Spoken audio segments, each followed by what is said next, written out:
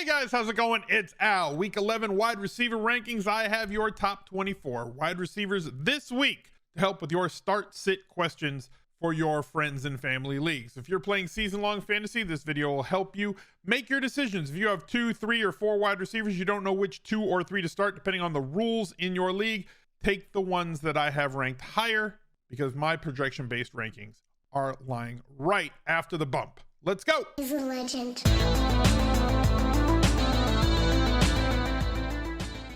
The Smiz Gang Listener League for Week 11 is posted. You got to go to smizzle.tv/links if you want to find that link. It's the only way that you can get in. The Listener League is not in the lobby because it is a no-rake game. DraftKings makes no money off of this tournament. They do it as a service to our community because the Smiz Gang has done such a great job of playing on DraftKings over the years that they allow us this $40,000 $10 entry fee tournament that's 3 max, the only way to get in. Go to smizzle.tv/links and you will find the Listener League. The front end of the list is pretty obvious. We have some very important bye weeks this week that are taking some of the top 12 wide receivers off the board, clearing some space for some new faces in the top 12 and some unexpected faces at the back end of the top 24. At number 1, Justin Jefferson has been an absolute monster. He may be an alien. That's unconfirmed yet, but like 29 targets the last 2 weeks.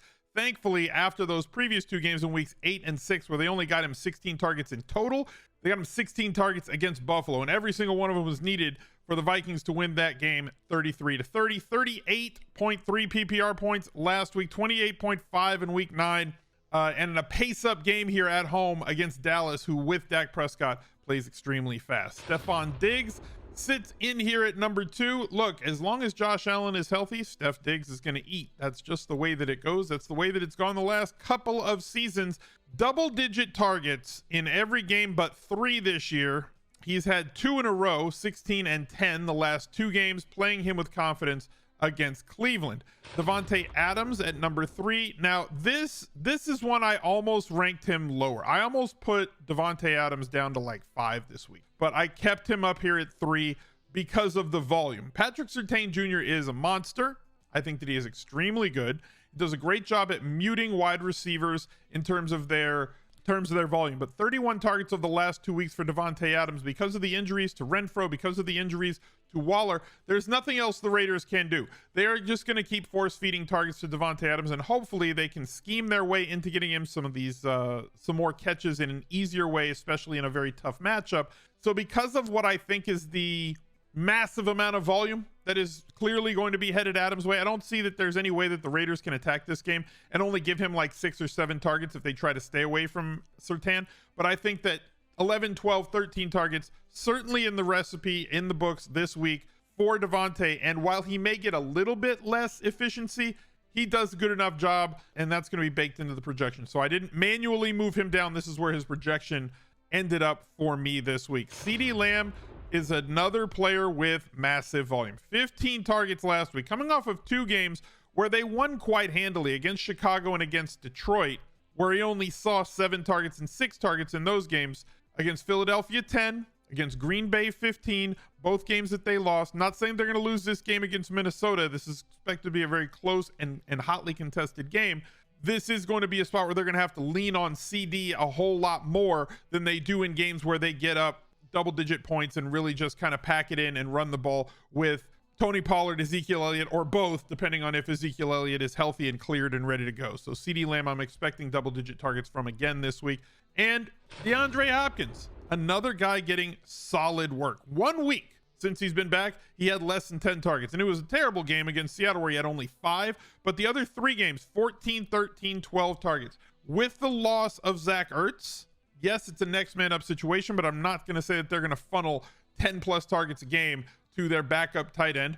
He is going to be a good play in daily fantasy if you're a daily fantasy player, but like DeAndre Hopkins is going to get his work. And with him and Rondale Moore getting the lion's share right now with Hollywood Brown out, DeAndre Hopkins has a clear path to 10 to 13 targets every single week. I have to keep him at number 5. Like I said, it's a better matchup. I'd rather have Davante Adams and Lamb ahead of him right now, but like all those 5 guys, you're starting every one of them. Amon-Ra St. Brown comes in for me at number 6. I like targets, guys. I know that people kind of don't get that all the time. It's like, why do you have this guy ahead of that guy? Because he has a very definite path to 10 targets. He has averaged 10 targets the last 3 games, 11, 9, and 10. Traded away TJ Hawkinson, clearing up a very easy path to 30% of the target market share for this Lions team. And with the rookie Jameson Williams not pathed to be back anytime soon, this is kind of a lost year for him. Next year, the Lions are going to have 2 very, very good pedigreed wide receivers. They're going to do everything they can to build that offense up around hopefully a young rookie quarterback. But like for the rest of this year and this week specifically, Amon-Ra St. Brown against the Giants defense, 10 targets incoming, very easily pegged into that number 6 spot. T. Higgins is behind him. Jamar Chase is assumed to be back. They think that they can get him back by week 12 was the press release that came out this morning. So T. Higgins, in the games that Jamar has been out, 8 targets, 6 targets. I believe that they're going to be a run-first offense, and this game is a little bit lower totaled. T. Higgins brings with him a really high floor, 13 fantasy points PPR, 13.9, 14.3 each of the last 3 games. The problem is there's just other guys that are out. There's so many players out on this slate that it makes it very difficult. Number 8 is AJ Brown from the Philadelphia Eagles, squaring off against Indy. They played a great game last week, one that they won, but Philadelphia coming off of a loss. I think they're going to try and reestablish what they do best. Considering that they only got 4 targets towards AJ Brown's side last week against Washington, they have to fix that. 8, 9, 10 targets, more than likely coming this week. 30 plus points from that offense expected from me more often than not. I know the team total is like 27.5, 28 every single week. I think that they go over that total this week. And if they do, that means that AJ Brown probably had himself a very, very good game. At number 9, Deebo Samuel going up against Arizona. So a lot of mouths to feed on that San Francisco offense. With the appearance of Christian McCaffrey, we've seen Deebo see less targets the last 2 weeks than he had seen basically any of the weeks since week 2. Week 3 through week 6, 8, 7, 9, and 10 targets. Week 7 and 10, Deebo Samuel 6 targets and 7 targets. The one game since they had Christian McCaffrey back, he missed a game with an injury in there and they had a bye week. So I think that they have to work to get Deebo the ball more consistently. Now you could argue that operationally a football team works more efficiently and better the more that the more alpha type weapons that they have. And Deebo is an alpha type weapon. CMC is an alpha type weapon. They also have George Kittle, who is tremendous at tight end, though they have not been utilizing him with the amount of targets that they have in years past. And Brandon Ayuk profiles very well also, but like you have to get CMC his touches, which is like 25 opportunities a week every week. You also have to get Deebo Samuel 8+ targets a game. So I'm hoping that the return to Deebo Samuel getting like that 8 target range is where we're heading, because he needs that. And we need that, especially if you have him on your team. If you paid a 2nd round price to get him, you need that sort of return. Terry McLaurin has been unlocked, remains unlocked as long as Heineke is the quarterback. 11 more targets for 8 receptions and 128 yards against a very tough Eagles pass defense. The last 4 weeks since Heineke has taken over as a starter, 11, 9, 8, and 8 targets. Massive change in his market share and downfield targets, I guess.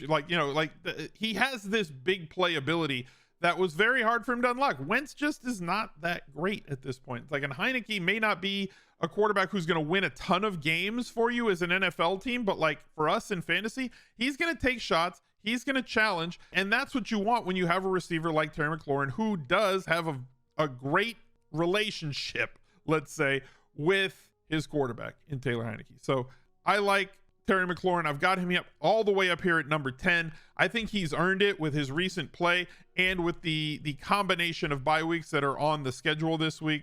So you may be starting him, or I suggest that you should be starting him over some other guys that might have bigger names. Definitely at higher draft capital, but like it's week 11, guys. Draft, like where you drafted a player no longer matters. Volume is exactly what matters, and where you should be paying attention and guiding your teams and starters for. So if you think, well, look, Terry McLaurin, I drafted these other guys you haven't mentioned yet above him, he's earning a spot in your starting lineup. At number 11, Chris Olave, still one of the leaders in terms of air yards. He has seen last week he saw a decrease against Pittsburgh, played very slow. Now he gets the Rams defense. That offense for the Rams is really struggling. And that offense for the Rams is really struggling as well. Losing Cooper Kupp, who you would normally see at number 1, 2, or 3 for us.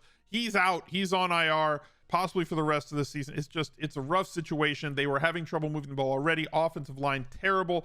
So what that means for New Orleans and Chris Olave is they should see the ball in positive situations. They should have the ball in the Rams territory more often than not. The Rams should not have very many sustained drives this week in New Orleans, and Chris Olave, with the big play potential that he has and 7+ targets expected incoming, love him here at number 11. Brandon Ayuk comes in right behind him at number 12. I like playing players against Arizona. I think that this is a pace-up situation and easily convertible targets to catches the way that Jimmy G and that offense runs in San Francisco. Number 13 is going to be Courtland Sutton. He's going to kick off our wide receiver 2s in this spot. I don't like Denver's offense, but I do like Courtland Sutton. And based on the fact that this offense is extremely inefficient, but Las Vegas's defense is also really inefficient, and we have the absence of Jerry Jeudy possibly funneling a higher target market share towards Courtland Sutton, coming off of an 11 target game against Tennessee, where Jerry Jeudy left that one early, but did not have very much of a ceiling, averaging 11.5 fantasy points on the year, 12.6 in that game off of 11 targets. We got to do better for Courtland Sutton. Too much of a downfield threat for him to have the last 4 weeks, a long catch of 17, 13, 11, and 9. We need to see better from this offense. I don't know if we're going to. Could be play calling. Russ could be cooked. There's a lot in play here, but it's an ugly week. It's a very, very ugly week, specifically at wide receiver. Number 14, Allen Lazard makes his debut, I think, on the year in my top 24. I don't think I've had him before in the top 24. This is the first time this season that he's been there, and he's doing it off of the back of a 4-target game. However, he's averaging 14.2 points, and in the previous list of games before that, 18.7, 11.5, 17.6, 13.5, and 20.6 with a 14.5 point game in week 3. He has outperformed what we thought he could, in this Green Bay Packers offense has thinned out the wide receiver room due to injury. Romeo Doubs out. Sammy Watkins really can't stay on the field for that many routes and snaps. Christian Watson had a massive game last week, and I think that a lot of people are going to be moving in his direction, but I think Allen Lazard bounces back to that like 7, 8, 9, 10 target range, specifically against Tennessee this week. Tyler Boyd files in at number 15. Again, the Jamar Chase injury has boosted Tyler Boyd's percentage of the market share of targets there in Cincinnati. I do think that they are a run-first team as long as Chase is out, but Joe Burrow is a quarterback who can throw for 300 yards on only like 29 attempts anyway. Hopefully Tyler Boyd can get loose in the slot. Amari Cooper is on the road once again against Buffalo, and I guess I'm just going to be your Huckleberry and play Amari Cooper again in this spot. Like, if you have him, I don't know that you have wide receivers this week in particular, with the massive amount of bye weeks that are out there that include top 24 wide receivers, that you're forced into a spot where you're going to play him. I understand the home road splits. I think that they're silly. They're much smaller sample. It's just, I don't know what he's doing on the road. Maybe he's just eating out and getting all the steak and hanging out in clubs. I don't know what he's doing. I don't know what's going on. Why is he not getting targets on the road, specifically on different teams? It's not a turf to grass situation like it was in Dallas. Now he's like on grass at home, and in the home games, he's averaging like 10 targets a game, and on the road, 3 targets against Miami, on the road against Baltimore, 4 targets against them. All of his touchdowns have come at home as well. It's the strangest anomaly. He's here at 16 for me. If you have him, you're probably playing him, because if you could sit him before, the guys that you were sitting him for, guys like Waddle or Hill or Mike Evans or Godwin, they're not playing this week. Or if you had Cooper Kupp, he ain't playing this week. So you're kind of forced into a situation with Amari Cooper, and you're also forced into a situation with Michael Pittman Jr. So you drafted Pittman early. You've been getting at least something out of him, 14.7 points per game on the season. But the last few weeks since they shifted quarterbacks to Ellinger, we saw him dip massively. Now they went back to Matty Ryan, and he did have 9 targets again. He had 9 targets in the couple of games as well with Ellinger, 6 targets in week 9, but 9 targets in his 3 of his last 4 games. but only 12.3, 12.3, 10.8 points in those games with 9 targets. Similar situation to what Cortland Sutton is suffering from. An inefficiency at quarterback and inefficiencies on offense really dial down the big playability that somebody like Pittman brings along with him, and it really hurts us as fantasy managers who are forced into situations where we're going to play him, and it puts us in spots where we just have to accept that he is a floor, hopeful ceiling guy, but not really have a lot of access to that ceiling. Speaking of ceiling guys, Gabe Davis, coming off of a 21.3 fantasy point game against Minnesota, also the 2 games prior to that, 5.3 and 5.5 points. Big gap here between Gabe Davis's floor and ceiling. He comes in at number 18. Game against Buffalo, if he connects on a long touchdown, it's essentially just made your day, and that's kind of his story this season. There's not much else to Gabe Davis. Is he going to have a big catch? If yes, then he helped you win a week. If no, he probably has single-digit fantasy points. Devontae Smith comes in behind him at number 19. He's been spotty as well, but I'm expecting an uptick in terms of Devontae's target share because of the absence now on IR of Dallas Goedert, who went to the IR this morning. They could not assume that he was going to be back within 4 weeks. Hopefully he can get healthy by the playoffs. We'll find out later in the season. Big ding to that Philadelphia Eagles offense. However, it's a big boon to anybody that has Devontae Smith because AJ Brown going to get his targets, whether Goddard's there or not. But now they have to find other ways to get the ball to other players. They're still going to throw the ball 30 times, 33 times a game. Now Devontae Smith is going to pick up, more likely see more consistently have games of 7+ targets. He had 8 for 6 last week, 6 catches, 14.9 fantasy points. I think that his floor is massively elevated. And his touchdown expectancy should be too, as I expect to see a rise in his red zone usage, but I may be projecting there, which is why I've held him down to number 19. It'll be interesting to see if that materializes. I think that it personally will. I believe in the talent here, and I want to see it happen. So I can't rank him higher until it does, but that's where he is this week. At number 20, Jacoby Myers, the law firm. 6 targets last week, 13 targets the game before, or last game, 13 targets the game before, averaging 15.2 fantasy points per game. Now, typically, I would have him ranked higher, but the matchup this week is really, really terrible. The cornerbacks with the Jets have done exceptionally well against everybody they've faced. This game only has a total of 39 points. There's very little touchdown upside here. If he gets one, we have to consider ourselves lucky and much more inefficient. So the way that I have him, he's averaging 15.2 fantasy points per game, which should on a week like this have him up around, I don't know, 11 to like 14 in terms of the rankings, but the matchup is that bad that I have him below guys like Gabe Davis, Devontae Smith, because I think the floor is low and the ceiling could be non-present this week. DJ Moore comes in behind him at 21. Solid floor of targets every single week, except for like last week. But going up against Baltimore in a game that they project to be playing from behind a lot, 6 targets in each of the last 2 games. Baker Mayfield, we have to pray that he gets him the ball the way that PJ was, where he was getting 11 and 10 targets in week 7 and 8. Hopefully we see a return to that, but they have to be able to move the ball. Expecting them to drop back like 70% of times this week. I know that they're going to want to establish a run, but Baltimore, coming off a bye, should be able to score points and easy points against them.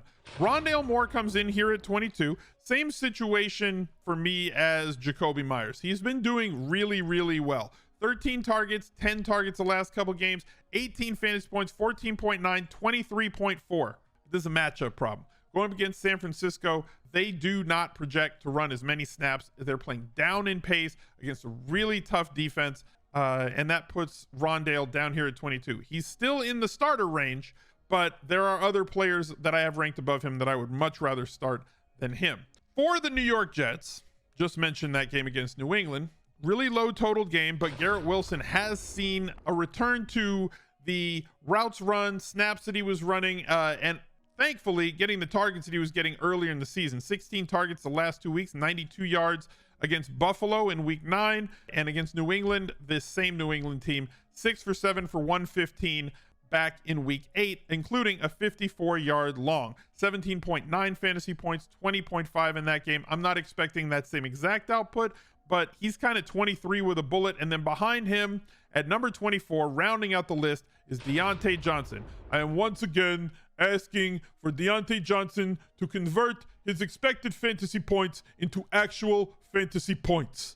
Please stop. Like, I understand what's happening, right? It's clear what's happened to Deontay Johnson. It's not that he can't get open. It's not that he's not running routes well. It's not that hasn't been targeted. He's gotten a mountain of targets this year. The problem is this offense is archaic. Yes, he only had 5 targets last week, but the previous 4 games, 9, 10, 7, 13. The problem is they have a quarterback in Kenny Pickett who averages 5 yards per attempt. Like, they're not throwing the ball at all downfield. So it's all put the ball in Deontay's hands and then hope that he can break off a 60-yarder. And he has a 1% touchdown percentage. That means 1% of Pickett's throws end up in the end zone. 4.5 is like above average, like slightly above average. 5 is quite good. 6 is like all time. And then the big seasons that players have had, like Lamar Jackson, Patrick Mahomes, like their peak seasons, they hit like 8, 9, 10, where like they have these MVP level seasons. They have like 8, 9, 10% touchdown rate. But like Aaron Rodgers has a career 6.2. Russ Wilson has a career 6.1. Kenny Pickett's is 1. It's not great. And it's really holding down Deontay Johnson. So please, Deontay, keep getting targeted, fight through it, soldier on, and hopefully we can turn some of those expected fantasy points to actual fantasy points here in week 11. Thank you guys for watching. Look out for another video right there. He's a legend.